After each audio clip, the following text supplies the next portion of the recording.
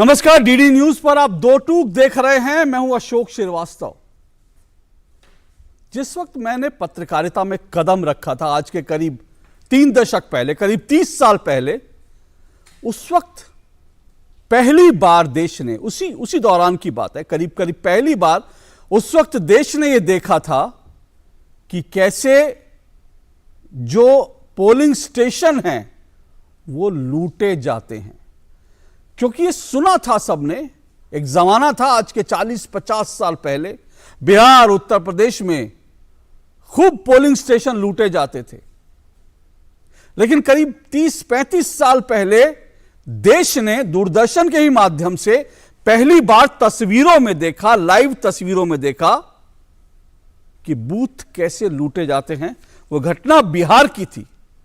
बिहार में कैसे बंदूकों के दम पर पोलिंग स्टेशन पर कुछ गुंडे, असामाजिक तत्व, पॉलिटिकल पार्टियों के जो गूंस हैं वो जाते थे, सबको वहां कंट्रोल में ले लेते थे और उसके बाद जैसे चाहते थे जो मतपत्र होते थे उन पर ठप्पे लगाते थे।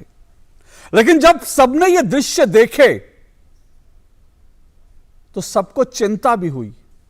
उसके बाद चुनाव आयोग ने धीरे धीरे सख्ती की और हमने देखा देश में जो चुनाव सुधार हुए, देश में जो सख्ती हुई, चुनाव आयोग जो एक्शन में आया, उसके बाद धीरे धीरे चुनाव पूरी तरह से निष्पक्ष तरीके से होने लगे और बूथ लूटने की घटनाएं वो देश के किसी भी हिस्से से आनी बंद हो गई थी।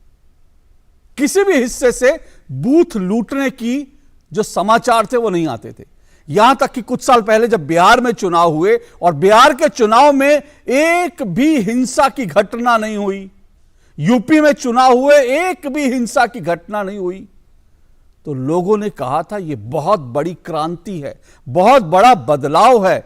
चुनाव आयोग को, केंद्रीय बलों को, इन सब की पीठ थपथपाई गई थी। दुनिया में भारत की जो शान है वो बढ़ गई थी। दुनिया के कई देश भारत में डेमोक्रेसी को देखने के लिए, भारत में चुनाव किस तरह से होता है उसको देखने के लिए आने लगे थे। लेकिन आज एक बार फिर पश्चिम बंगाल से जो कुछ दृश्य देख रहे हैं हम, एक बार फिर हर भारतीय का शर्म से सर झुक गया। क्योंकि पश्चिम बंगाल में एक बार फिर से हम देख रहे हैं जो आज के 30, 40, 50 साल पहले जैसे बूथ लूटे जाते थे वो बूथ लुटते हुए दिख रहे हैं। और जिस तरह से बंगाल में बूथ लूटे जा रहे हैं, हत्याएं हो रही हैं, बूथ पर जो अधिकारी बैठे हैं जिनकी जिम्मेदारी चुनाव करवाना है वो रो रहे हैं, बिलख रहे हैं, क्योंकि वो अपने सामने लोकतंत्र की हत्या होते हुए देख रहे हैं। लेकिन कोई कुछ नहीं कर सकता क्योंकि यह ममता दीदी का पश्चिम बंगाल है। सवाल यह है, क्या बंगाल में लोकतंत्र खत्म है? क्या डेमोक्रेसी की बंगाल में हत्या हो चुकी है? क्योंकि यह पहला वाकया नहीं है। 2018, 2021 और अब 2023 हर चुनाव में, चुनाव दर चुनाव, पश्चिम बंगाल के चुनाव में हिंसा होना, चुनाव में रिगिंग होना, चुनाव से पहले, चुनाव के बाद विपक्षी दलों के जो कार्यकर्ता हैं उनकी हत्याएं होना, उनके घरों पर बम चलना, उनकी महिलाओं का बलात्कार होना, लोगों का पलायन करना, यह पश्चिम बंगाल में हर चुनाव की कहानी बनकर रह गई है। इसलिए मैं आज सवाल उठा रहा हूं, क्या डेमोक्रेसी खत्म, लोकतंत्र खत्म? क्योंकि ममता दीदी कह रही हैं खामोश रहिए, कुछ मत बोलिए। आज दो टूक इसी खामोशी को तोड़ेगा, इसी खामोशी पर सवाल उठाएगा। इससे पहले आगे बढ़ें, आइए, मैं ज्यादा आज कुछ कहूंगा नहीं, लेकिन आपको दिखाऊंगा, क्योंकि आज के 30 साल पहले, 35 साल पहले जो कुछ देखकर हमारा जो है सर जो है शर्म से झुक जाता था, आज उसकी एक नहीं दर्जनों और सैकड़ों तस्वीरें हैं। लेकिन उनमें से कुछ तस्वीरें देखिए और लोकतंत्र के जो हाल हो रहा है, लोकतंत्र की जिस तरह से हत्या हो रही है बंगाल में, उस पर आंसू बहाइए। देखिए जरा।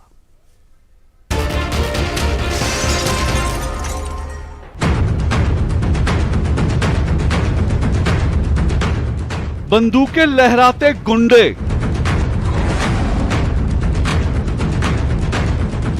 बम डिफ्यूज करते बम निरोधक दस्ते,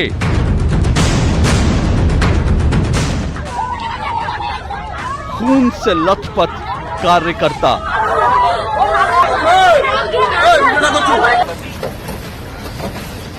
लाशें उठाते लोग,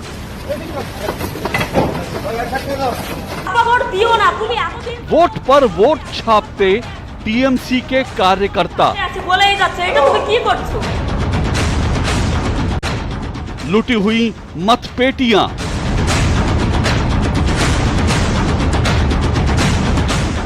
लुटे हुए पोलिंग स्टेशन और रोते बिलखते पोलिंग अधिकारी।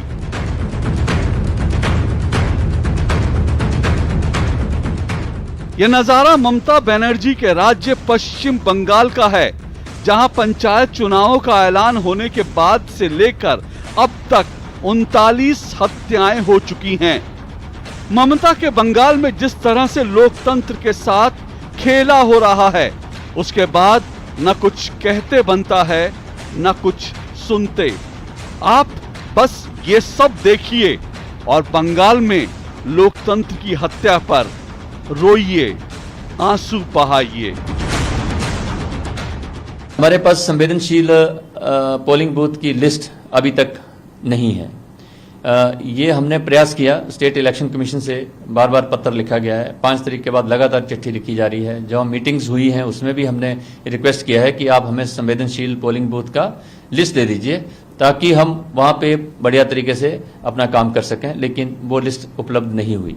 पश्चिम बंगाल में पंचायत के चुनाव में जिस प्रकार से लोकतंत्र की हत्या होते लोग स्वयं देख पा रहे हैं, जहां लोकतांत्रिक अपने मूल्यों को, अधिकारों को जताने के लिए लोग मौत के घाट उतारे जा रहे हैं, उसी टीएमसी की पार्टी के साथ गांधी परिवार गठबंधन कर रहा है। मेरा गांधी परिवार से विशेष ये प्रश्न है कि क्या उनसे हाथ मिलाना मंजूर है उन्हें, जो पश्चिम बंगाल में कहर मचा रहे हैं, मौत के घाट लोगों को मात्र इसलिए उतार रहे हैं क्योंकि वो वोट करना चाहते हैं। मौत का ये खेला श्री राहुल गांधी को क्यों स्वीकार है?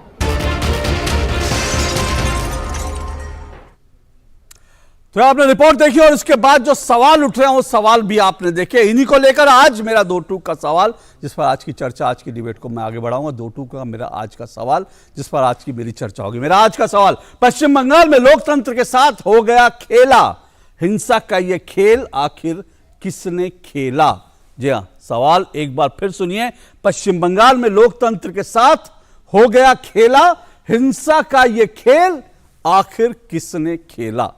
ये मेरा सवाल है। और आज की डिबेट, आज की चर्चा में मेरे साथ 5 मेहमान जो हैं वो आज जुड़ेंगे। आइए 5 मेहमानों का परिचय करा देता हूं। मेरे साथ जो लोग मेहमान जुड़े हैं, मेरे साथ गुरु प्रकाश पासवान जुड़ चुके हैं, बीजेपी के राष्ट्रीय प्रवक्ता हैं गुरु प्रकाश पासवान। मेरे साथ स्वयं प्रकाश पुरोहित जी जुड़े हुए हैं, टीएमसी के कार्यकर्ता हैं, माफ कीजिए टीएमसी के प्रवक्ता हैं स्वयं प्रकाश पुरोहित जी। मेरे साथ कमलाकर त्रिपाठी जुड़े हैं, कांग्रेस के नेता हैं।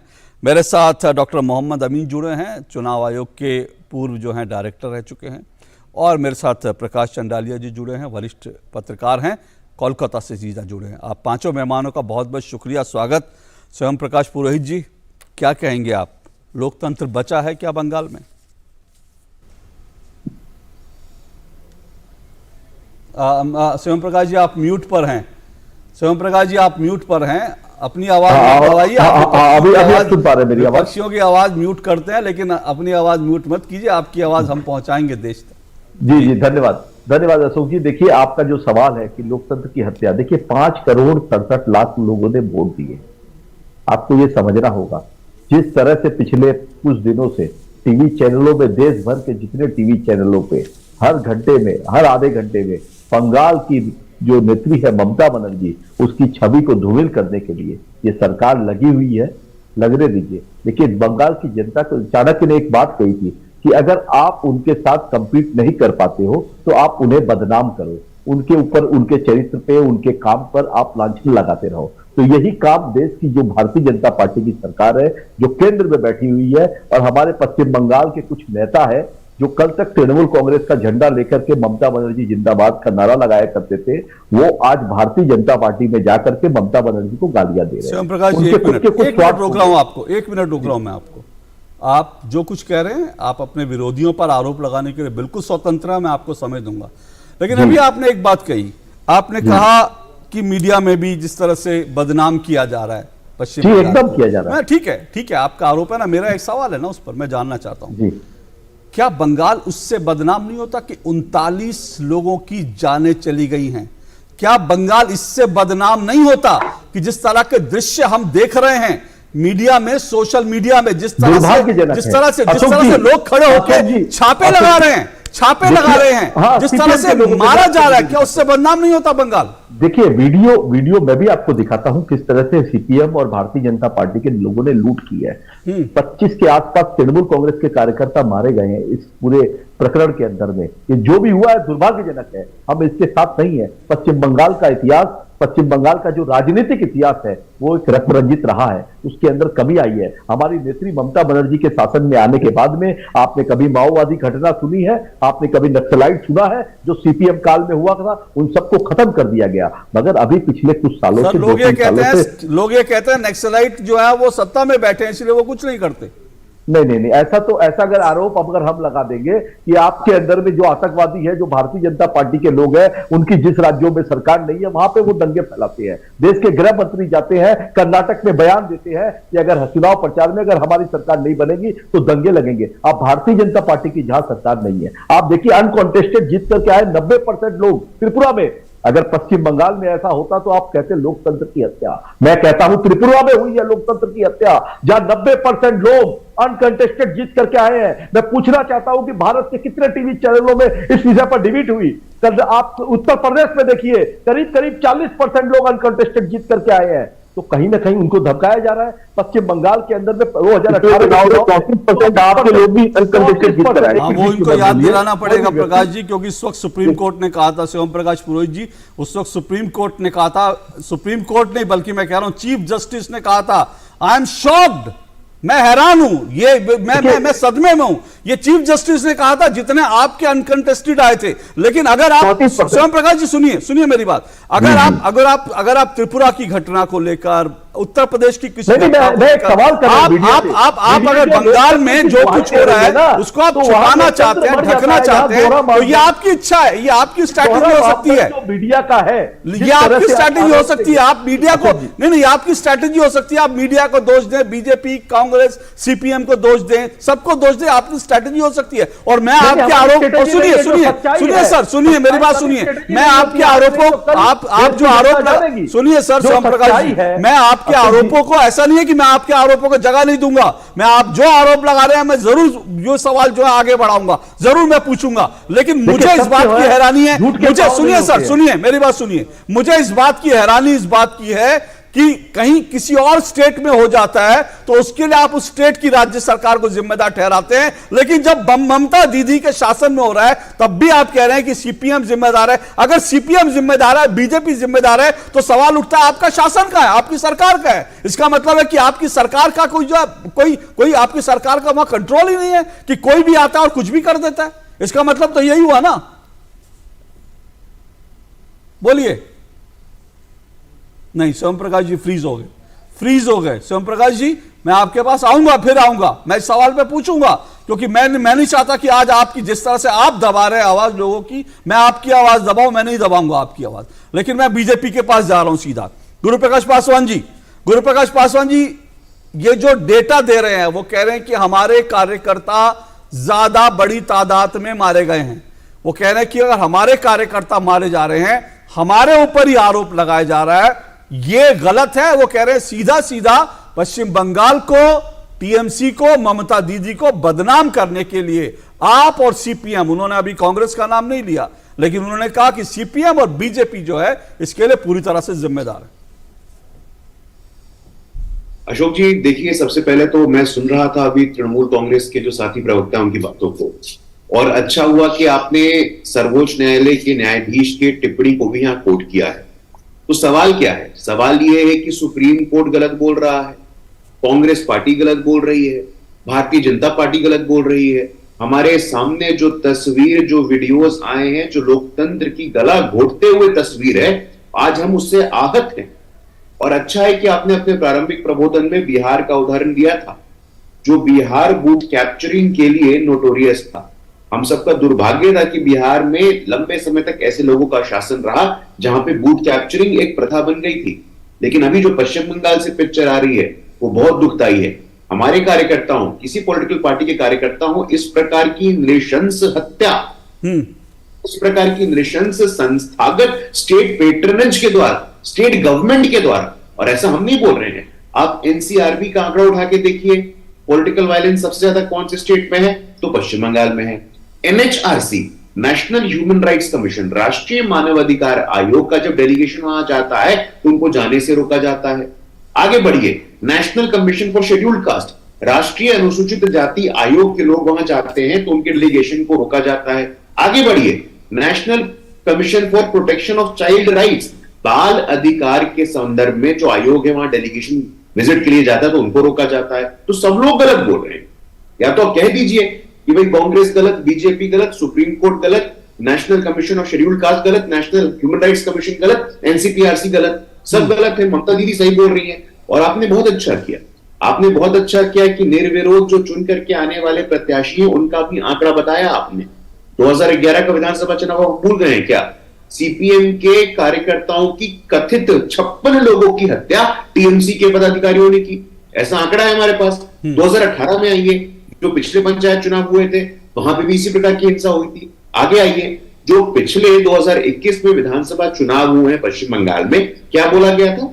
खेला होबे, 2 मई का दिन था, 2 मई में खेला होबे के नाम पे जो पश्चिम बंगाल की सड़कों पे हिंसा का तांडव हमने देखा है। आपने नहीं देखा है? हमने नहीं देखा है क्या? औरतों के साथ इस प्रकार का ब्रूटल रेप, नृशंस हत्या, खेला होबे कुछ और नहीं था, वो हिंसा का तांडव था। और वो हिंसा का तांडव पश्चिम बंगाल में अब संस्थागत हो गया है। गुरु प्रकाश जी, मेरा फिर सवाल है, आप क्या कह रहे हैं? मतलब, क्योंकि फिर कह रहा हूं, अगर टीएमसी के कार्यकर्ता इतने मर रहे हैं तो सवाल यह है कि कौन मार रहा है इनको? क्या बीजेपी वाले इसमें शामिल नहीं? क्योंकि बीजेपी भी ये कहा जा रहा है कि बीजेपी वहां पर अब स्ट्रांग हो गई है, बीजेपी वहां रिटेलिएट कर सकती है, बीजेपी वहां पर टक्कर दे सकती है, इसलिए बीजेपी के लोग भी ये सब कर रहे हैं, ये आरोप लगाए जा रहे हैं। अशोक जी, हम स्ट्रांग हुए हैं, हम टक्कर देते हैं संवैधानिक और लोकतांत्रिक तरीकों से।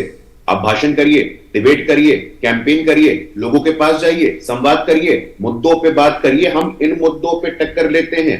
हिंसा हमारा कल्चर थोड़ी ना है। पॉलिटिकल वायलेंस का कल्चर पश्चिम बंगाल में, लंबे समय तक वाम दल वहां पे थे, उन्होंने वहां पे हिंसा को संस्थागत किया।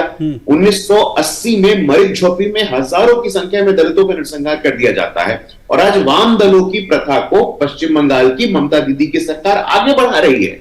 खेला होबे के नाम पे हिंसा का तांडव चल रहा है। जब भी वातावरण ऐसा बनता है, स्टेट में गवर्नमेंट ऐसी होती है।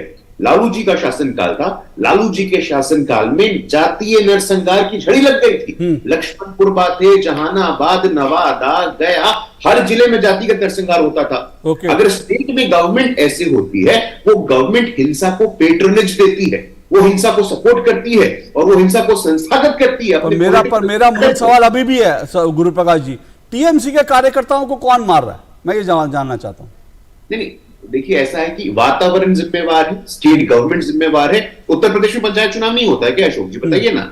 उत्तर प्रदेश में लार्ज स्केल में पंचायत चुनाव हुआ था, एक भी हिंसा की खबर आई हुआ बताइए?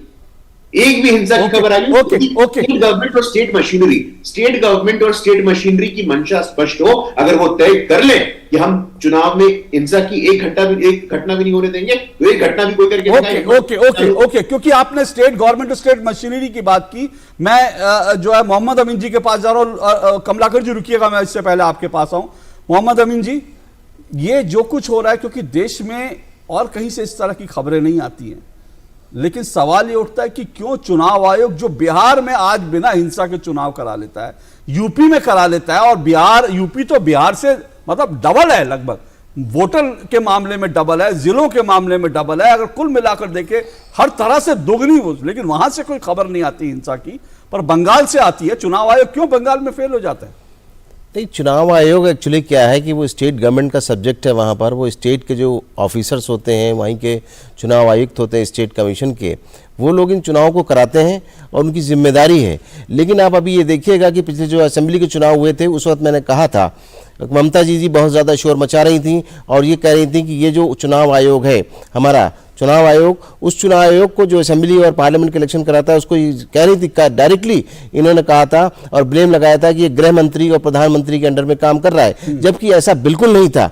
और मैंने उस वक्त भी इस बात को इनके नकारा। और एक इंसिडेंट हुआ था, वो भी हमारे जो बाहर के फोर्सेज होते हैं उनके बीच में उस आदमी ने जाके बकवास की थी और वहां पर चाहता हमला करना, तो फोर्सेज ने अपने को सेव करने के लिए एक फायर किया था जिससे उसको गोली लग गई थी, जिसको उन्होंने बड़ा बतंगड़ बनाया था। और तब भी हमने कहा था कि देखिए इलेक्शन कमीशन कभी बेईमानी नहीं करता, निष्पक्ष चुनाव कराता है, इसीलिए देश के पूरे चुनाव बड़े आराम से किए जाते हैं। फिर दूसरा इन्होंने आरोप लगाया था बंगाल में क्यों हो रहा है? बंगाल में दूसरा आरोप इन्होंने लगाया, सुनिए सर, दूसरा आरोप लगाया था कि 7 फेजेस में हो रहा है और स्टेट में केरला और अदर स्टेट में जो है एक बार में चुनाव किया जाए, हमारे बंगाल में 7 बार में किया जा रहा है। और ये हारी, वहां पर हारने के बाद जब ये दोबारा जीती है तब भी हमारा चुनाव आयोग था। मैंने उस वक्त भी कहा था यही चुनाव आयोग है जिससे इनसे पहले मुख्यमंत्री बनी, उसके बाद दोबारा मुख्यमंत्री बनी और तिबारा इनकी कुछ हालत मुझे नहीं लग रहा है कि अच्छा है, तभी ये शोर मचा रही है। तो इनका काम है एडवांस में शोर मचाना। अभी भी देखिए, आप याद होगा कि इलेक्शन कमीशन ने जो इनको स्टेट इलेक्शन कमीशन ने करा, उसके अंदर इनको लॉ एंड ऑर्डर की बात करते हैं, जब स्टेट की बात आप कर रहे थे, सारी जिम्मेदारी स्टेट गवर्नमेंट की है और चीफ मिनिस्टर की है और गवर्नर की है और वहां के चीफ सेक्रेटरी की है। ये इनको देखना होगा। ये कहने से काम नहीं चलेगा कि स्टेट की जिम्मेदारी नहीं है चुनाव आयोग की। चुनाव आयोग जब भी काम करता है, हमारे सेंट्रल फोर्सेस भी जाते हैं स्टेट में। अगर हमने भेजा है फोर्स, यहाँ से सेंटर से गया है गृह मंत्रालय ने, तो उनकी एडवाइस भेजा है, बल्कि हाई कोर्ट ने कहा भी था इस बात को कि वो भेजा गया। लेकिन जो भी काम करेगा फोर्स, वो अभी मैं सुन रहा था, एक इंटरव्यू आ रहा था उनका डीजीपी बीएसएफ के डीजी का, हमको बताया नहीं गया कि आप हमको उन्होंने कहा कहां जाना है। कई मीटिंग में उन्होंने कहा कि हमने हर मीटिंग की लिस्ट मांगी और एडवांस में मांगी कि हम अपने फोर्सेस को दे सकें, उनके इंटेलिजेंस होती है। देखिए क्या है बंगाल के साथ, कि बंगाल की जो सीमा है 3 देशों से मिलती है, उसमें बांग्लादेश है, भूटान है और नेपाल है। तो इनको वहां पे एज है, ये घुसते हैं वहां पे। अभी ये कह रहे हैं कि बॉर्डर पे जो है वो सेंट्रल गवर्नमेंट की जिम्मेदारी, ठीक है सेंट्रल गवर्नमेंट की जिम्मेदारी है, लेकिन जो आपके बंगाली लोग हैं वहां पे जाएंगे और जो हरकतें करेंगे या उनसे डील करेंगे, उसमें तो उनका कोई लेना देना नहीं है। उसमें हमारी फोर्सेस को डायरेक्शन देना होता है स्टेट गवर्नमेंट को। स्टेट गवर्नमेंट ने कोई अपना इनिशिएटिव नहीं लिया, जिसका नतीजा है कि 39 लोग मारे गए। और ये लोग झूठ बोल रहे हैं इस बात को कि इसमें उनके ज्यादा लोग मारे गए, ऐसा उनको कवच होगा। लेकिन इन्होंने फोर्सेस ने मिलकर काम किया स्टेट फोर्सेस। उस विषय में भी आऊंगा मैं, प्रकाश जी से भी जानने की कोशिश करूंगा कि जो टीएमसी जो लिस्ट देती है, टीएमसी के कार्यकर्ता बताइए। इसीलिए अशोक जी मैं आपको एक बताऊं, इसीलिए हर पार्टी अपोजिशन देश की बात करती है कि हमारे साथ बैलेट से चुनाव होने चाहिए, वो रिगिंग चाहिए। मैं उस सवाल पे मैं उस पर भी आऊंगा, इसलिए शोर मचाती है सारी पार्टियां। जो आप देखते हैं ना कि बैलेट छप रहे हैं, उसके बाद अगर कुछ पॉलिटिकल पार्टियां देश में कहती है कि भैया चुनाव जो है वो दरअसल ईवीएम से नहीं होने चाहिए, ईवीएम हमारे तो समझ में आती है क्योंकि ईवीएम पे इस तरह की छपाई नहीं होती, लेकिन बैलेट बॉक्स में हो जाती है। बैलेट बक्स से जो है उठा के भागे जा सकते हैं, बैलेट बक्स से जो है वहां पे स्टैंपिंग हो रही थी, इसलिए शायद। लेकिन कमलाकर त्रिपाठी, मेरा आपसे सवाल है, कमलाकर त्रिपाठी जो स्वयं प्रकाश पुरोहित जी हैं टीएमसी के प्रवक्ता, उन्होंने तो सीपीएम और बीजेपी का नाम लिया, लेकिन मैं देख रहा था लिस्ट मेरे पास है, उन्होंने कहा कि सीपीएम और बीजेपी, उन्होंने कांग्रेस के ऊपर आरोप नहीं लगाया है। लेकिन मैं देख रहा हूं कि कांग्रेस के भी इसमें करीब करीब मेरे पास 3 कार्यकर्ताओं के कांग्रेस के नाम है जिनकी हत्या हुई है। और आपके नेता अधीर रंजन चौधरी भी कह चुके हैं कि भाई कांग्रेस कार्यकर्ताओं की हत्याएं हो रही हैं। कैसे आप देखते हैं, क्या लगता है आपको बंगाल में क्या हो रहा है? देखिए अशोक जी, हिंसा किसी भी रूप में जायज नहीं ठहराई जा सकती। कार्यकर्ता किसी का भी मरेगा, वो मनुष्य है और किसी भी मनुष्य की हत्या को जस्टिफाई नहीं कर सकते। हम लोग नाथूराम गोडसे की परंपरा के लोग नहीं हैं, हम लोग गांधी की परंपरा के लोग हैं और हमने हमेशा वायलेंस को कंडेम किया है। बेसिक चीज ये है, इस एक चुनाव को इन आइसोलेशन नहीं देखा जा सकता। ममता बनर्जी जी एक समय में माननीय मोदी जी की और अमित शाह जी की दीदी हुआ करती थी, और ये लोग वामपंथ से लड़ने के लिए वहां पर इन्होंने Mamata Banerjee style of politics को प्रमोट किया। और पिछले चुनावों में उसके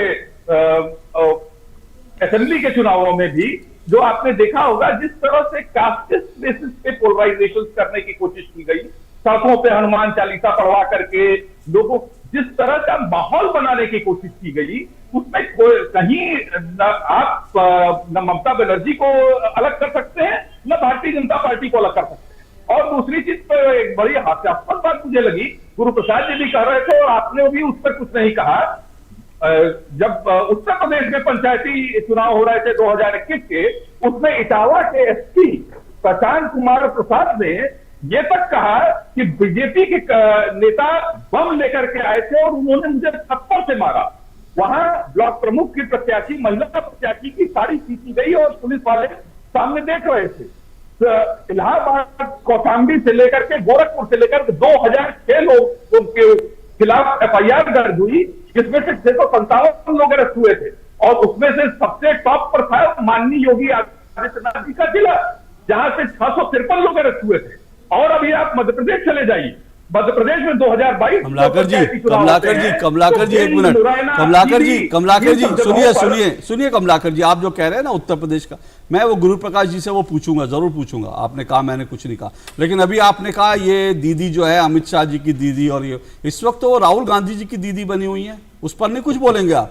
राहुल गांधी जी की दीदी बनी, और मैं आपको याद दिला दूंगा, कमलाकर जी अभी मुझे दिख नहीं रहे हैं स्क्रीन पर, लेकिन मैं कमलाकर जी को याद दिला दूं, जिस वक्त ममता दीदी विधानसभा चुनाव जीती थी तब और उस वक्त कांग्रेस 0 आई थी, 0। ये देखिए, जो अभी कमलाकर जी बड़े कह रहे थे कि भाई मेल मिलाप जो बता रहे थे किस तरह का जो है बीजेपी और टीएमसी का, तो मैं तो सवाल उठा रहा हूं ना कि कांग्रेस और टीएमसी का क्या रिश्ता है, क्योंकि जिस वक्त बाकायदा ममता दीदी विधानसभा का चुनाव जीती थी और कांग्रेस की 0 सीटें आई थी, उस वक्त राहुल जी ने ट्वीट करके कहा था दीदी बधाई, दीदी बधाई, आपने बीजेपी को हरा दिया, अपनी 0 सीटें आई। राहुल गांधी उस पर दुखी नहीं थे, इस बात से खुश थे कि दीदी ने बीजेपी को हरा दिया। लेकिन आज जब बंगाल में इतनी हिंसा हो रही है, मारकाट हो रही है, एक ट्वीट राहुल जी नहीं करते, एक ट्वीट राहुल जी नहीं करते। तो मेरा सवाल तो यह है कि वो दीदी जो है कभी बीजेपी की दीदी थी तो आज कांग्रेस की दीदी है। पटना में तो दीदी के साथ जो है कांग्रेस के लोग खड़े थे, बीजेपी के तो लोग नहीं खड़े थे। ये सवाल का भी जवाब जरा देंगे? अशोक भाई, मणिपुर पे प्रधानमंत्री का ट्वीट आता है क्या? अच्छा, नहीं, मेरे सवाल का जवाब सवाल नहीं हो सकता अगर मेरे सवाल का जवाब नहीं है। सुनिए कमलाकर जी, अगर मेरे सवाल का जवाब नहीं है तो कहिए, आप कहिए कि मेरे पास आपके सवाल का जवाब नहीं है, लेकिन मेरे पास आपके लिए दूसरा सवाल है, फिर मैं आपको कह दूंगा। लेकिन पहले ये स्वीकार कीजिए कि मेरे सवाल का जवाब नहीं है, उसके बाद सवाल करिए, बोलिए। नहीं, सवाल का जवाब क्यों नहीं है? अरे क्यों, तो मेरे सवाल का जवाब दीजिए ना। आपके सवाल का जवाब भी मिलेगा। हाँ, बोलिए। पिनपॉइंटेड वो थोड़ी अरे सर, मेरे सवाल का जवाब दीजिए, बड़ा सीधा सवाल था, मुश्किल नहीं था, हिंदी में पूछा, बड़ा सीधा सवाल था, बताइए। एकदम सीधा साधा जवाब लीजिए ना। आप ये बताइए, जिस पीडीपी को बस सवाल के जवाब में फिर मैं बंगाल की बात कर रहा हूं, मैं कश्मीर नहीं कह रहा हूं, मैं बंगाल की बात कर रहा हूं। जवाब दे दीजिए, राहुल जी की दीदी है कि नहीं आज राहुल जी खामोश क्यों, मुझे यह बता दीजिए। उस वक्त तो बड़े खुश थे जब कांग्रेस का अंडा आया था और वो ट्वीट करके कह रहे थे दीदी बधाई, बीजेपी को हराया। आज राहुल जी कहां, मुझे इसका जवाब दे दीजिए, मुझे इसका जवाब दे दीजिए। फिर आप कश्मीर जाना, मध्य प्रदेश जाना, लखनऊ जाना, उड़ीसा जाना, अमेरिका जाना, मालदीव जाना, श्रीलंका जाना, आप सब जगह जाना। पहले मेरे सवाल का जवाब दे दीजिए, उसके बाद आप विश्व भ्रमण पर निकल जाइए कमलाकर जी, मुझे कोई आपत्ति नहीं है। आपके सवाल का जवाब भी दे रहा हूं। भारतीय जनता पार्टी जिसने पूरे देश भर में लोकतंत्र को कमजोर करने का काम, मैंने राहुल गांधी को लेकर सवाल पूछा, कमलाकर जी, अगर तीसरी बार आपसे पूछ रहा हूं, अगर आपको सुनाई कम दे रहा है तो तीसरी बार पूछ रहा हूं। मैंने पूछा राहुल गांधी कहां हैं? आज उनको डेमोक्रेसी की हत्या की चिंता क्यों नहीं है? जो दुनिया भर में डेमोक्रेसी की हत्या का रोना रोते हैं, आज उनको चिंता क्यों नहीं है? मेरा सवाल सीधा सीधा था। मैं फिर आपसे चौथी बार पूछ रहा हूं, मेरा सवाल राहुल गांधी को लेकर है। राहुल गांधी पर आप जवाब दे दीजिए, उसके बाद आप विश्व भ्रमण पर निकल जाइएगा। मैं आपके जीके के सारे सवालों के जवाब दे दूंगा। मैं जनरल नॉलेज के जो आप विश्व का पूछ रहे हैं, थोड़ी देर बाद आप उससे पूछ सकते हैं स्पेन की राजधानी क्या है, फ्रांस की राजधानी क्या है, मैं उसका भी जवाब दे दूंगा। लेकिन पहले मेरे सवाल का जवाब दीजिए, क्या राहुल गांधी आज चिंतित हैं कि पश्चिम बंगाल में डेमोक्रेसी की हत्या हो रही है, उस पर चिंतित हैं वो?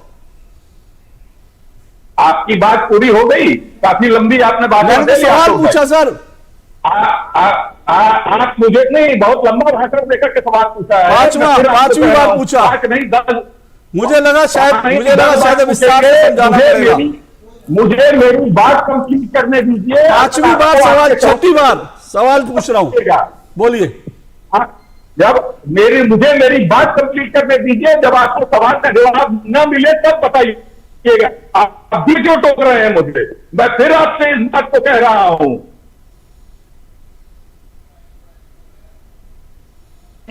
कमलाकर जी, आप कोई भी पार्टी लोकतंत्र को बचाने का नहीं। मैं अभी फ्रीज नहीं हुआ हूं, बोलिए। एकदम मैं एक्टिव हूं। चलिए एक्टिव है, बोलिए। छठी बार सुन लीजिए, किसी भी पार्टी में जब भी जिस तरीके से भारतीय जनता पार्टी पूरे देश भर में लोकतंत्र को खत्म करने का काम कर रही है, जिस तरह से पूरे देश भर में पार्टियों के नेताओं की खरीद फरोख्त कर रही है, महाराष्ट्र सुप्रीम कोर्ट का ऑब्जर्वेशन तक आ गया कि ये गलत तरीका अडॉप्ट किया गया था, उन्होंने कुछ लेटुना देते हुए उसको किया। तो इसलिए जो प्राइम चीज है, जो आज प्राइम ऑब्जेक्टिव है कांग्रेस का ही नहीं पूरे विपक्ष का, वो ये है कि इस तानाशाही सरकार को, इस निरंकुश सरकार को, इस बेईमान सरकार को प्रदेशों से और देश से हटाना है। और इसके लिए दीदी का हाथ थामना जरूरी है। भले ही लोकतंत्र की हत्या की तस्वीरें जो आ रही हैं उस पर फिलहाल खामोश रहना जरूरी है। ये आपने ठीक है, आपने अच्छा हुआ आपने जवाब दे दिया। तो कांग्रेस का स्टैंड बड़ा साफ है, क्योंकि अभी कांग्रेस को राहुल जी को प्रधानमंत्री बनाना है, इसलिए कांग्रेस जो है अभी इस हिंसा पर खामोश रहेगी। और शिवम प्रकाश पुरोहित जी ने भी कह दिया कि कांग्रेस जो है इसके लिए उन्होंने सीधा सीधा सीपीएम और उन्होंने बीजेपी को जिम्मेदार ठहराया। लेकिन इंटरेस्टिंग बात यह है कि जिस सीपीएम को जिम्मेदार ठहराया वो सीपीएम भी बाकायदा जो पटना में जो रैली हुई और पटना में जो सभा हुई, पटना में जो विपक्षी दलों की, उसमें सीपीएम भी मौजूद थी। बहरहाल एक छोटा सा ब्रेक ले रहा हूं, ब्रेक के बाद मैं प्रकाश चंडालिया आपके पास आऊंगा, फिर शिवम प्रकाश पुरोहित जी आपके पास आऊंगा। तमाम तथ्यों पर बात हुई है, मैं उसके बाद ब्रेक के बाद आता हूं आपके पास। ये चर्चा जारी रहेगी, क्योंकि देखिए बंगाल में जो कुछ हो रहा है वो डेमोक्रेसी की हत्या है। इसके लिए जिम्मेदार कौन है ये तय कर ले पार्टियां, ये बता दें कि अगर बीजेपी जिम्मेदार है तो ठीक है, अगर सीपीएम जिम्मेदार है तो ठीक है, लेकिन बंगाल में जो कुछ हो रहा है वो डेमोक्रेसी की हत्या है, इससे ज्यादा कुछ नहीं। आऊंगा इस पर ब्रेक के बाद। इसको थोड़ा सा हाईलाइट करिए। बेमौसम बारिश, आंधी और तूफान की चिंता भूल जाओ, फसल बीमा कराओ, सुरक्षा कवच पाओ। प्राकृतिक आपदा हो या कोई दुर्घटना, उसकी चिंता से भी मुक्ति पाओ, फसल बीमा कराओ, सुरक्षा कवच पाओ। हमने फसल बीमा योजना को अधिक प्रभावी बनाया, उसके दायरे में ज्यादा किसानों को लाए। खरीफ फसल के लिए बीमा पंजीकरण शुरू हो चुका है, शीघ्र पंजीकरण कराएं। बैंक शाखा, बीमा कंपनी, कृषि ऋण समिति, जन सेवा केंद्र CSC से संपर्क करें या www.pmfby.gov.in पर ऑनलाइन आवेदन करें या क्रॉप इंश्योरेंस ऐप डाउनलोड करें या किसान कॉल सेंटर पर फोन करें। फसल बीमा कराओ, सुरक्षा कवच पाओ। यहाँ आयुष्मान कौन है? जी मैं हूँ। आपका अगला नंबर? मैं भी हूँ आयुष्मान। जी मैं भी हाँ। इतने सारे आयुष्मान? देश के करोड़ों लाभार्थी हैं आयुष्मान। और एक प्रकार से पीएम जय अब गरीबों की जय बन गई है। देश के करोड़ों परिवारों ने आयुष्मान भारत प्रधानमंत्री जन आरोग्य योजना के अंतर्गत 5 लाख रुपए तक का मुफ्त उपचार का वरदान पाया है। अब अपने परिवार के स्वास्थ्य सुरक्षा की गारंटी के लिए आज ही 14555 पर कॉल करें और अपने नजदीकी सूचीबद्ध अस्पताल या CSC केंद्र पर जाकर आयुष्मान कार्ड बनवाएं।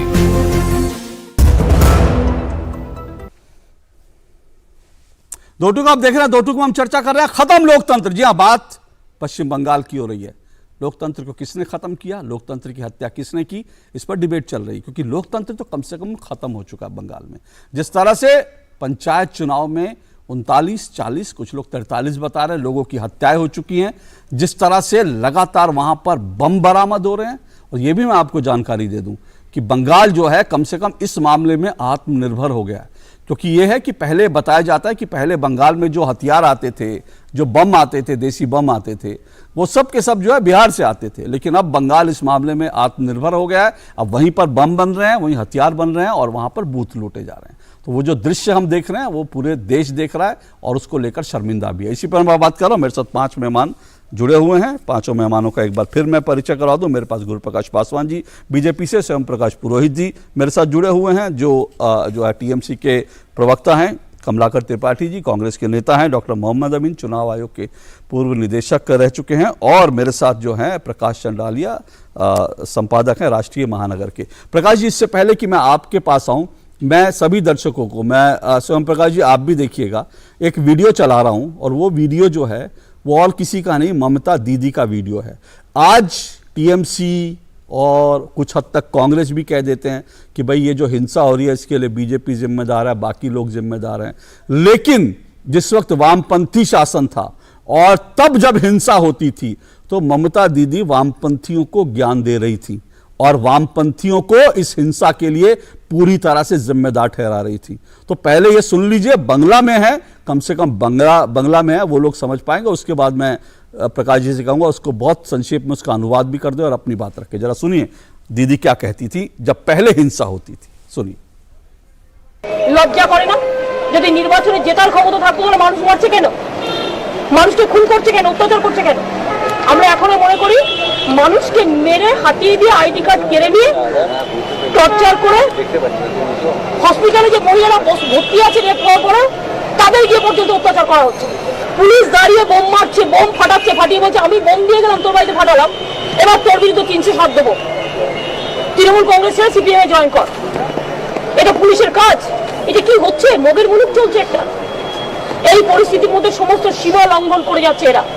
ইমিডিয়েট যদি বুদ্ধবাবুর এই নেকেট চরিত্র, এই স্বৈরাচারী চরিত্র, এই অত্যাচারী চরিত্র যদি উনি গণতন্ত্রের পক্ষে না বদলান, পঞ্চায়েত নির্বাচন হবে, যে কায়দায় উনি ভাষা বোঝেন সেই কায়দায় আগামী দিন আন্দোলনকে নিয়ে যাওয়া হবে। এবং বাংলায় যে অশনি সংকেত উনি বয়ে আনছেন, যে অত্যাচার কায়েম করেছেন, যে সন্ত্রাস করছেন, সন্ত্রাসের নায়ক, সারা বাংলায় আগুন জ্বললে উনি নেভাতে পারবেন তো? ভাবছেন পুলিশ দিয়ে টর্চার করে লোকে একতরফা মার খাবে? লোকে একতরফা মার খেতে খেতে লোক যখন বলবে আমি নিজেও বাঁচবো, আমি বাঁচতে চাই, বাঁচার শেষ অস্ত্রটুকু তুলে নেবে, তখন কি হবে? আইদার এটাকে স্টপ করতে হবে, স্টপ করে সুষ্ঠুভাবে নির্বাচন পরিচালনা করতে হবে। এটা রাজ্য সরকারের দায়িত্ব, নির্বাচন তার আন্ডারে হচ্ছে, আর কেন্দ্রীয় সরকারের দায়িত্ব মানুষকে প্রোটেকশন দেওয়া। যদি সংবিধান মেনে কেউ না চলে সেখানে সংবিধান মেনে চালানোর ব্যবস্থা করা, আর না করলে বাংলায় যে খুনের রক্তস্নানের যে গঙ্গা বয়ে আনতে যাচ্ছে সিপিএম এবং কেন্দ্রীয় সরকার তাকে মদত দিচ্ছে, এটা গণতন্ত্রের পক্ষে শুভ নয়। तो जब सीपीएम की सरकार थी, लेफ्ट की सरकार थी, तब बंगाल में हिंसा होती थी तो ममता दीदी कहती थी सीपीएम जिम्मेदार है, और अब जबकि उनकी खुद की सरकार है तो कहती है बीजेपी जिम्मेदार है। तो सवाल यह कि उनकी सरकार आने से कोई बदलाव तो हुआ नहीं। प्रकाश जी, क्या जो भी पहले सीपीएम जिम्मेदार थी अब जो है बीजेपी जिम्मेदार है, अब भी सीपीएम जिम्मेदार है, तो सवाल है बंगाल में बदलाव क्या हुआ? आप म्यूट पर हैं प्रकाश जी। आप कर रहे थे। हाँ बोलिए जी, आवाज आ रही है अशोक जी? जी जी जी बोलिए। ये जो वामपंथी शासन के दौर का वीडियो अशोक जी आपने दिखाया है, और ममता बनर्जी जो है उस समय की तत्कालीन वामपंथी सरकार पर, उस समय की केंद्र सरकार पर, पुलिस पर, सब पर प्रकार से विलाप कर रही थी और उनको चेतावनी भी दे रही थी। यही तो बात थी कि इसी बात पर लोगों ने परिवर्तन किया और वामपंथी शासन को उखाड़ करके ममता बनर्जी को इस बात के लिए समर्थन किया जब उन्होंने नारा दिया था कि बंगाल में बदला नहीं है, बदल की राजनीति करेंगे। और आज हम इस चुनाव के समय में 40 लोगों की गिरती हुई लाशों को देख रहे हैं। अशोक जी, अभी आप बताया गया 39 लोग मरे हैं। अभी कुछ देर पहले एक और व्यक्ति की मौत हुई है, उनका नाम है पुलक सरकार। वो बेचारे आसाम में नौकरी करते थे, प्रवासी मजदूर थे, वो बंगाल में वोट देने के लिए आए थे। उनको तृणमूल के लोगों ने यह पूछा था कि किसको वोट दोगे। उन्होंने कहा कि मुझे जिसको वोट देना होगा मैं अपनी मर्जी से वोट दूंगा, और उनको इसी बात पर मारा गया, पीटा गया, पूरी तरह घायल हुए, और अभी कुछ देर पहले कलकत्ता के अस्पताल में उनकी मृत्यु हो गई। ये सारा खेल जो है, ये सिर्फ एक दिन में ये परिणाम नहीं आया है। ये लाशें, ये रक्त स्नान एक दिन का परिणाम नहीं है, वर्ष भर ये सब चीजें एक्सरसाइज चलती हैं। आप दीदी के तमाम बयानों को उठाकर देखिए। 2021 के चुनाव के दौरान ममता बनर्जी जब इस प्रकार से हताश दिखाई पड़ रही थी भाजपा के बढ़ते हुए वर्चस्व पर, तब उन्होंने कहा था कि केंद्रीय वाहिनी चुनाव के बाद चली जाएगी, उसके बाद तो हम ही लोगों से निपटना होगा। इस भाषा का क्या संदेश है? अनुव्रत मंडल एक नंबर का दबंग इंसान आज जेलों के पीछे है, गौ तस्करी के मामले में और तमाम मामलों में। उसका ममता बनर्जी ने वीरभूम जिले का वो सबसे बड़ा बाहुबली और दबंग नेता है। वर्ष भर ममता बनर्जी उसका बचाव करती हैं। अराबुल इस्लाम स्वयं प्रकाश जी बैठे हुए हैं। इन सारे नेताओं का चरित्र आप जानते हैं। वर्ष भर ऐसे नेताओं को अपने अपने क्षेत्र में आतंक मचाने की छूट दी जाती है। मुझे बताइए, पूरे भारतवर्ष में ऐसा क्या कोई राज्य होगा जहां विधानसभा के चुनाव में लोग जीत कर आते हैं और उसके कुछ ही 1 महीने 2 महीने के अंदर में 10-10 विधायक सत्तारूढ़ पार्टी में शामिल हो जाते हैं? ये बंगाल के अलावा आपको ये नजीर कहीं नहीं मिलेगी। और इसका एकमात्र कारण यह है कि सारे लोग सत्तारूढ़ पार्टी से, ममता बनर्जी से, उनकी पार्टी के लोगों से डरे हुए हैं। बंगाल विधानसभा में कांग्रेस का एक भी विधायक नहीं था। अभी उपचुनाव हुए, उस उपचुनाव में कांग्रेस का एक विधायक सागर दिघी से जीत कर आया। वहां भी का दबाव डाला गया कि कांग्रेस के उस विधायक ने भी ममता बनर्जी के साथ, कांग्रेस का एक विधायक जो है टीएमसी में चला गया, लेकिन कांग्रेस कह रही है लोकतंत्र सुरक्षित है, क्योंकि वहां तो बंगाल के अलावा बंगाल में सुरक्षित है, बाकी देश में लोकतंत्र खत्म हो गया। कांग्रेस के अनुसार वहां पे कोई दिक्कत नहीं, वहां पे कांग्रेस जीरो है, जीरो पर ही रहना चाहती है, वो कांग्रेस की इच्छा है। लेकिन प्रकाश जी, आपसे बहुत संक्षेप में जानना चाह रहा हूं, ये टीएमसी के कार्यकर्ताओं को कौन मार रहा है भाई? मेरा फिर सवाल वही है। अशोक जी, टीएमसी सिर्फ एक पार्टी नहीं है, टीएमसी के साथ पुलिस भी उनकी पार्टी है, सिविक वॉलंटियर्स भी उनके पार्टी है। स्वयं प्रकाश जी, इस बात का जवाब दीजिए कि क्या किसी भी विपक्षी पार्टी के कार्यकर्ता के लिए संभव है कि वो बूथ में जाकर के वहां पर बूथ की लूट कर लेगा, तालाब में बैलेट बॉक्स को फेंक देगा, पुलिस पर लाठी चला देगा? ये बिल्कुल सरासर झूठ है, ये संभव ही नहीं हो सकता है। और अभी 40 लोग मरे हैं, और अभी स्वयं प्रकाश जी जो तृणमूल के प्रवक्ता हैं, उन्होंने कहा कि कुछ अपनी पार्टी के कुछ लोगों के नाम बताएं। आप मुझे बताइए कि उन्हें दूसरे लोग जो मारे गए उनकी फिक्र नहीं है?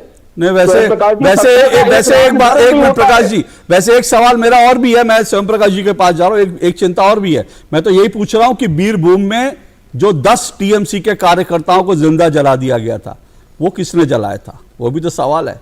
वो कहीं वहां पर सीपीएम के लोग नहीं आए थे, वहां पर बीजेपी के लोग नहीं आए थे। बीरभूम में जो कुछ हुआ था वो भी टीएमसी से, और तो टीएमसी के धड़ों में जिस तरह से आपस में होता है पावर के लिए लड़ाई, वो भी बंगाल में जो है खूब हो रही है, और ये जो है ये भी एक बड़ा कारण माना जाता है। लेकिन शिवम प्रकाश पुरोहित जी, आपने सुना, दीदी का बयान सुना, जब सीपीएम के शासन था, लेफ्ट का शासन था, तब सीपीएम जिम्मेदार था, ठीक है ना? तो आज आप जिम्मेदार क्यों नहीं है भाई?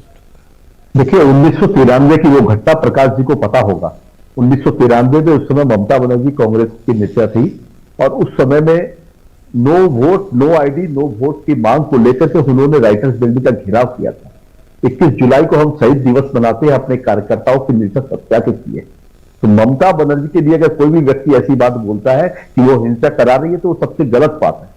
ममता बनर्जी ने शांति रूप से चुनाव कराने की बात की थी।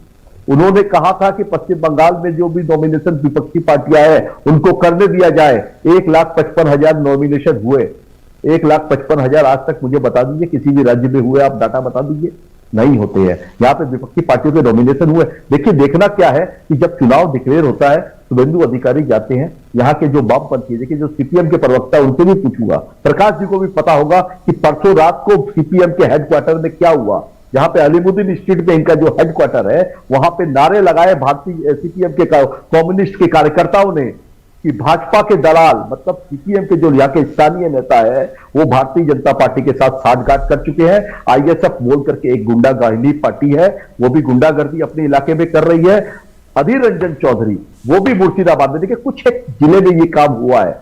आप बेदीपुर में हुआ है, जहां पे शुभेंदु अधिकारी जहां से आते हैं उस इलाके में हुआ है, मुर्शिदाबाद में हुआ है, जहां जहां पे ये स्ट्रॉन्ग बेल्ट पे है वहां पे वो जानबूझ करके वहां सर मेरे पास जो डेटा है वो ये बताता है कि जहां जहां केंद्रीय बल गए वहां पर हिंसा नहीं हुई, जहां जहां डिप्लॉय हो पाए, जहां डिप्लॉय नहीं हो पाए वहां पर हिंसा हुई है। आपको बताता हूं, हल्दिया में एक स्कूल है जहां पे केंद्रीय वाहिनी उपलक्ष थी, वहां पे भारतीय जनता पार्टी के कार्यकर्ताओं ने बूथ पे ताले लगा दिए, बूथ पे ताला लगा दिया स्कूल के अंदर में, क्योंकि उनको हार से डर है, उनको पता है कि शुभेंदु अधिकारी के क्षेत्र से वो हार रहे हैं इस बार।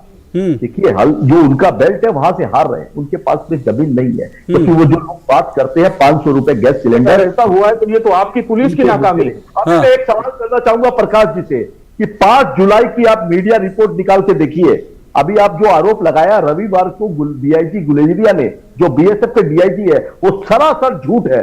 5 जुलाई को जब स्टेट इलेक्शन कमीशन ने क्लियर कट कहा कि 7.84 बूथ बाकायदा लिस्ट देकर के कि ये बूथ सेंसिटिव है, उन बूथों पर डिप्लॉयमेंट नहीं किया गया ठीक से। प्रकाश जी जरा बताइए, बोलिए प्रकाश जी, फिर मैं गुरु प्रकाश जी के पास। झूठ है, लिस्ट नहीं दी गई, झूठ है, सीबीआई झूठ है, एनएचआरसी झूठ है।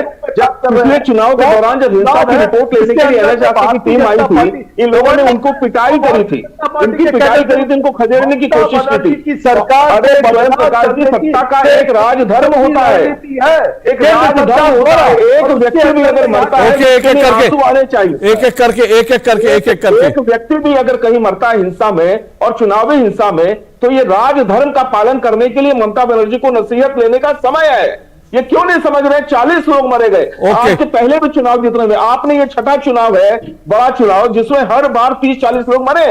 कितने लोग पलायन करेंगे? और अभी जब कल तक परिणाम निकलेंगे उसके बाद भी हिंसा जारी रहेगी और ये आप लोग करेंगे। आप जब हरा गुलाल और अबीर उड़ा करके वह जो स्थानीय दूसरे लोग हैं उनको टारगेट करेंगे, हमेशा करेंगे। चाइना में सीपीएम हमेशा की तरफ पलायन करेंगे। सर सीपीएम का राज गया, सीपीएम खत्म है वहां से, अब आपका शासन है, आपसे सरकार पूछा, आपसे सवाल पूछा जाएगा। सीपीएम तो खत्म ना, आप सीपीएम की चिंता करके क्या करेंगे? लेकिन एक मिनट गुरु प्रकाश जी, प्रकाश जी एक मिनट, गुरु प्रकाश जी के पास जा रहा हूं मैं, प्रकाश जी गुरु प्रकाश जी के पास जा रहा हूं। गुरु प्रकाश जी, अभी तो कमलाकर जी यहाँ नहीं है, लेकिन कमलाकर जी तो ये कह रहे थे, कांग्रेस के नेता, वो कह रहे थे कि भाई देश भर में जो है वो लोकतंत्र खत्म हो गया, इसलिए जो है बंगाल पे तो उन्होंने कोई टिप्पणी नहीं की। तो मुझे लगता है कि उनको लगता है कि देश में जो स्थिति है वो बंगाल में नहीं है, क्योंकि उन्होंने गोरखपुर की बात बताई, उन्होंने उत्तर प्रदेश की बात बताई, उन्होंने त्रिपुरा की बात करी कि वहां पर भी तो ऐसा होता है, तब मीडिया नहीं बोलता, तब बाकी नहीं बोलते। अब बंगाल में छोटी सी घटना होती है, उसको लेकर इतना बड़ा बवाल बना दिया जाता है। देखिए अशोक जी, बहुत ही साधारण सी बात है, ये हम सबने देखा है। और अभी मैं सुन रहा था बहुत ही ध्यानपूर्वक टीएमसी के साथी प्रवक्ता की बातों को, वो कह रहे थे कि आपने चाइना में कम्युनिस्ट पार्टी का शासन नहीं देखा। मतलब आप तुलना भी ऐसे कर रहे हैं। अरे चाइना में नहीं, उनकी बात सुनिए कि जब चाइना में वामपंथी जीतते थे तब यहाँ पे सेलोटेप लगाई जाती थी। ओके, कोई नहीं, उनको आपको मौका दूंगा। हाँ बोलिए अशोक जी, मैं शांतिपूर्वक मेरे नाम पे टिप्पणी की है गुरु प्रकाश जी ने, तो उनको बताना ओके, कोई नहीं, उनको पहले बोलने दीजिए, फिर आप बोलिए गुरु प्रकाश। मुझे लगता है कि आप लगता है टीवी पे भी हिंसा करेंगे क्या, जैसे वहाँ पोल में कर रहे हैं? आपको लग रहा है क्या हिंसा प्रवृत्ति का हुआ? आपको ऐसा लग रहा है क्या? ओके,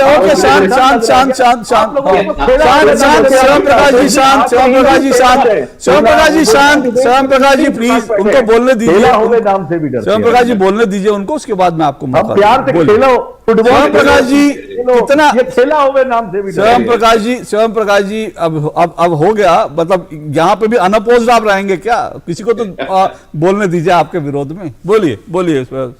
दो टूक है, आपने बोला किसी व्यक्ति ने एक बार भी आपको नहीं टोका, स्वयं जी आप इस बात के साक्षी हैं, और आप परिपक्व हैं, टीएमसी का यहाँ पक्ष रखते हैं, हमने सबके आपकी बातों को सुना है।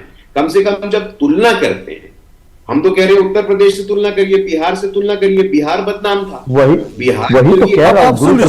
सुन लीजिए प्लीज, श्याम प्रकाश जी सुन लीजिए, श्याम प्रकाश जी उनकी बात पूरी होने दीजिए प्लीज। श्याम प्रकाश जी बंगाल थोड़ी है कि यहाँ पे टीएमसी अपना खूंटा गाड़ के बैठेगी। ये अशोक श्रीवास्तव का शो है, दूरदर्शन 2 टूक है यहाँ पर ये थोड़ी है कि टीएमसी का ही खूंटा गड़ेगा। सबको बोलने का हक है, बोलने दीजिए। भाजपा का कूटा काढ़िए, भाजपा का काढ़िए। हाँ स्वयं जी आप जब बोल रहे थे तो मेरे पास विकल्प था आपके बीच में नहीं, बोलने आपने का। जो चाइना की जो बात अरे तो की सर ना, चाइना से आप वही इतना बोल परेशान रहा हूं। क्यों हो जाते हैं? फिर वही बात कर रहे हैं। उन्होंने आपकी बात पर टिप्पणी करी, आपने उनकी बात पर टिप्पणी करी। कोई बात नहीं, कोई बात नहीं ना, आप फिर बोल लीजिएगा। आप भी बोलते हैं। स्वयं प्रकाश जी प्लीज, मैं आपको आप स्वयं प्रकाश जी प्लीज आपसे मेरा निवेदन है, जरा सुन लीजिए, उसके बाद आपको मैं मौका दे दूंगा। बोलिए। देखिए मेरे पास विकल्प था स्वयं प्रकाश जी आपके बीच में बोलने का, लेकिन मैंने नहीं बोला कि हर एक पार्टी के अपने अपने संस्कार होते हैं, अपने अपने तौर तरीके होते हैं। थोड़ा सुनने का धैर्य रखिए, व्याकुल मत होइए। आपकी व्याकुलता पश्चिम बंगाल में दिख रही है, पश्चिम बंगाल की जनता देख रही है, देश की जनता देख रही है।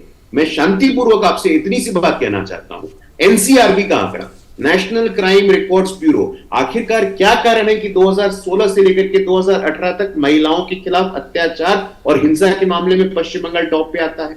आखिरकार क्या कारण है कि 2011 का विधानसभा चुनाव हो, 14 का पार्लियामेंट्री इलेक्शन हो, 19 का पार्लियामेंट्री इलेक्शन हो, 17 का असेंबली का चुनाव हो, 22 का असेंबली का चुनाव हो, पश्चिम बंगाल में हिंसा का तांडव, पश्चिम बंगाल के दलित, गरीब, शोषित, पीड़ित महिलाओं के खिलाफ इस प्रकार का अत्याचार और हिंसा सामने आता है? किसी और प्रदेश से क्यों नहीं आता है? और जब आपसे सवाल पूछा जाए, जब आपसे प्रश्न किया जाए, तो आपको कम्युनिस्ट पार्टी का रूल नहीं याद है क्या?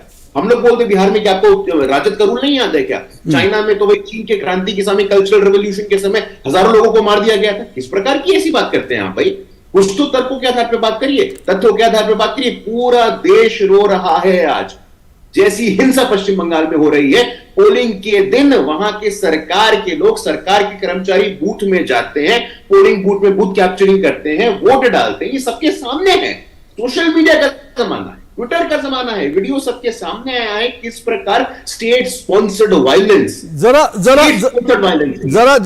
स्क्रीन में दिखाइए जो ठप्पा लगाने वाला था। मैं अमीन जी से पूछना चाहता हूं, ये जो ठप्पा लगाने वाला दृश्य था कि किस तरह से वहां पर लगातार ठप्पे लगाए जा रहे हैं। मतलब हैरानी होती है कि आज के समय में ऐसा हो रहा है। आज के समय में एक टाइम होता था, मैं फिर कह रहा हूं देश भर में इस तरह की चीजें होती थी, लेकिन आज के समय में ऐसा हो रहा है कि वहां पर एक आदमी ठप्पे लगा रहा है, ठप्पे लगा रहा है, ठप्पे लगा रहा है। एक आदमी 20-20, 40-40, 50-50। मोहम्मद ये देखिए बंदूक लेकर, देखिए ये आप देखिए किस तरह से जो है बंदूक दिखाकर जो है लूटे जा रहे हैं। अब ये सब सवाल है, ये सब जो दृश्य देख रहे हैं, ये बम डिफ्यूज हो रहे हैं। अब 30 से ज्यादा बम जो है आज, जब रीपोलिंग होनी थी, 30 से ज्यादा बम डिफ्यूज किए गए आज। आप सोचिए किस तरह से हो रहा है। अमीन जी मैं फिर आपसे पूछ रहा हूं, क्या बंगाल क्या देश से अलग है? क्या देश का ही तो हिस्सा है? जो चीज उत्तर प्रदेश में हो सकती है, जो चीज बिहार में हो सकती है, जो चीज कहीं और हो सकती है, वो पश्चिम बंगाल में क्यों नहीं हो सकती भाई? ये देखिए ठप्पे लगा, देखिए एक ही व्यक्ति, देखिए ये, और ये इस तरह के दृश्य 2018 में भी हमने देखे थे कि एक ही व्यक्ति जो, और इसीलिए मतपत्र जो है बात होती है कि भाई क्योंकि बैलेट बॉक्स है, जहां मर्जी लेकर चले जाओ, जैसे मर्जी कर लो, छापे मार लो, कुछ कर लो, और इसीलिए बैलेट बॉक्स की। अशोक जी मैं आपको इसी बात को देख रहे हैं जो आप देख रहे हैं, 30 साल 35 साल पहले की बात देखिए, जैसा बिहार में होता था और हमारे पश्चिमी उत्तर प्रदेश में बहुत हुआ है और सभी जगह होता था। एक मिनट अभी, ये जो महिला रो रही है ना, ये चुनाव अधिकारी है, हमारी प्रिसाइडिंग अफसर है, ये प्रिसाइडिंग ऑफिसर है, ये रो रही है अपने सामने लोकतंत्र को लुटते देख, इनको रो रही है, लेकिन कोई सुनवाई नहीं। उन पे एक्शन होता है, उनकी डायरी देखी जाएगी, उन पे इंक्वायरी होगी, इसलिए बेचारी रो रही है कि हमारे साथ क्या हो रहा है। और इसकी बात को मैं अशोक जी आज क्लियर करना चाहता हूं कि जो अपोजिशन है हमेशा इलेक्शन कमीशन को बदनाम करने की कोशिश करता है, उन पे आरोप लगाता है, चाहे ममता दीदी भी रही हो, अपने पीछे असेंबली इलेक्शन में बहुत शोर मचाया इस बात को, और हमने हर टीवी डिबेट में आके इस बात को कहा, उनकी बात को नकार दिया कि हमारा इलेक्शन कमीशन किसी के दबाव में काम नहीं करता, चाहे वो गृह मंत्रालय हो और चाहे वो प्रधानमंत्री का कार्यालय हो, हमारे यहाँ कोई हस्तक्षेप नहीं चलता। आपने देखा कि जीती और चीफ मिनिस्टर। मोहम्मद अमीन जी एक चीज मैं समझना चाहता हूँ जी, बंगाल में जो राज्य चुनाव जो अधिकारी हैं, उनके ऊपर तो बीजेपी ने भी आरोप लगाया कि भाई वहां पर जो है वो लोग जो है कॉम्प्रोमाइज हो गए जी। तो ऐसा क्यों बंगाल में जो होता है वो ऐसा? भाई वो बंगाल का अधिकारी है, बंगाल कैडर का अफसर है जो हमारा वहां पे स्टेट इलेक्शन अफसर है, और ये जो बात कर रही है इस बात को, और टीएमसी भी इस बात को करी बार बार को कि जो हमारी सेंट्रल फोर्सेस गई थी उन्होंने क्यों एक्शन नहीं लिया। साहब अभी डीजी बीएसएफ बोल रहे थे, इस बात को ऑन रिकॉर्डेड है, एएनआई से उनका इंटरव्यू आ रहा था, उन्होंने कहा कि हमने सारी मीटिंग में स्टेट इलेक्शन कमिश्नर से बात की, उन्होंने मुझे कोई सेंसिटिव बूथ का कोई भी हवाला नहीं दिया, नाम दिया। और क्या होता है, कह रहे हैं वो झूठ बोल रहे हैं। नहीं, उनको वो खुद टीएमसी के लीडर झूठ बोल रहे हैं, उनको आदत है झूठ बोलने की। जो लीडर है हमारा फोर्स का आदमी कभी नहीं झूठ बोल सकता, उसको क्या लेना देना बंगाल से। बंगाल के कैडर में तो काम नहीं करता है, वो केंद्रीय एजेंसी में काम करता है, वो गया निष्पक्ष चुनाव कराने के लिए, उसको अपने अधिकार पता है, उसने शपथ ली है इस बात की कि हम निष्पक्ष रहेंगे, उसने उसका उदाहरण दिया है। और उसको बदनाम करने के लिए लोकल पार्टी ने इस बात को लपेटा और लपेट के उस बात को कहा कि उनको जाने नहीं दिया गया, उनके बूथों पर नहीं जाने, इनके खिलाफ तो एक्शन होने चाहिए। ओके, मैं शिवम प्रकाश जी, ये सब बड़ा सवाल है, मैं फिर पूछ रहा हूं, ये सब बंद कब होगा भाई? आपकी सरकार वहां इतने सालों से है, ये सब हिंसा बंद कब होगी? देखिए, हिंसा बंद होगी जब जिसके अंदर में वैमनस्य, नफरत फैलाने वाली जो सरकार केंद्र में बैठी है वो पश्चिम बंगाल में आती है, देश के प्रधानमंत्री आते हैं, दीदी को मतलब अभी आप ऑन रिकॉर्ड झूठ बोला, हमारे फोर्स के आदमी को झूठ बोला। ओके अमीन जी, एक मिनट, झूठ नहीं बोला, वो सच है। शिवम प्रकाश जी एक मिनट, शिवम प्रकाश जी, बंगाल में केंद्रीय प्रधानमंत्री जाके हिंसा करवा देते हैं, तो फिर मैं मतलब मुख्यमंत्री की कुर्सी किस लिए है? लॉ एंड ऑर्डर आपके कंट्रोल में नहीं है क्या? फिर तो 355 लगाई देना चाहिए वहां। अमित शाह से शुभेंदु अधिकारी की जो मीटिंग हुई है उसमें क्या बात हुई है? नहीं, मुझे बताइए ना सर, अगर आप कह रहे हैं कि यहाँ पर हिंसा, यहाँ पर भी बंगाल में हिंसा, तो फिर तो 355 ही लगा देना चाहिए वहां। 8 जुलाई के 1 महीने पहले जिस दिन चुनाव डिक्लेयर होता है उसके दूसरे दिन शुभेंदु अधिकारी। अरे सर, आपकी सरकार क्या कर रही है वहां पर? आपकी पुलिस क्या कर रही है? मैं तो जानना चाहता हूँ। हमारी पुलिस ने थोड़ी चुनाव कराया है, आपकी पुलिस आपकी सरकार क्या कर रही है?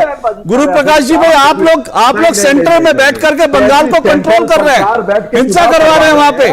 और अब जब चुनाव में हिंसा आपके लोगों ने कर दी, अब उसके बाद में सारा ठिकाना फोड़ दो स्टेट। बोलिए गुरु प्रकाश जी, हिंसा तो आप लोगों ने कर दी वहां पे।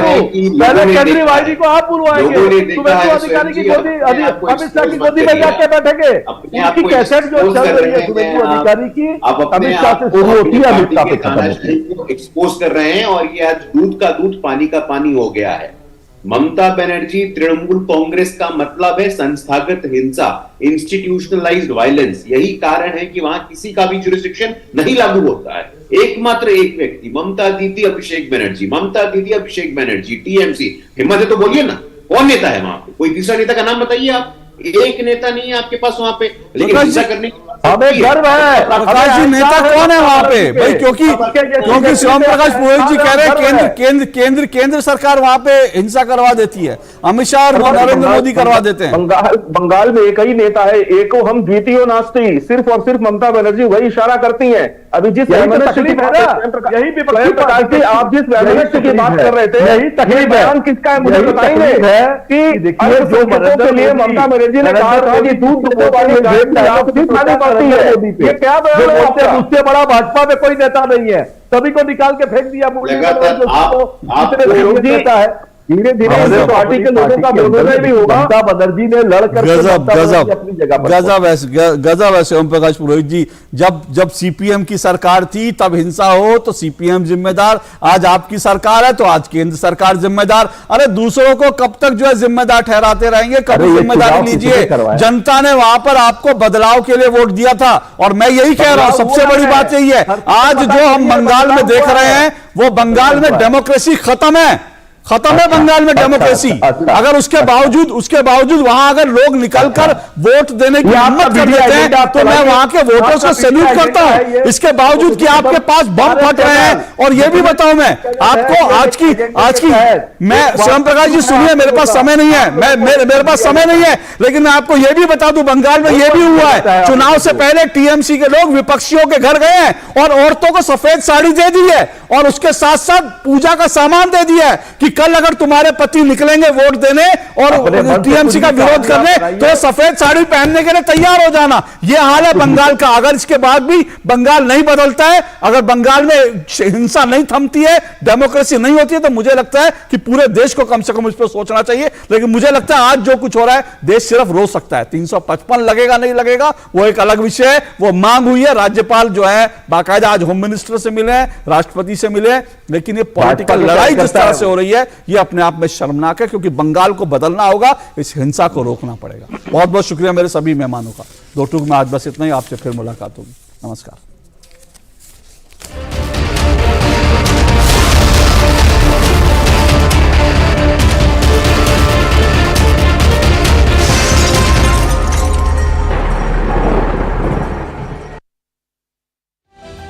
समाज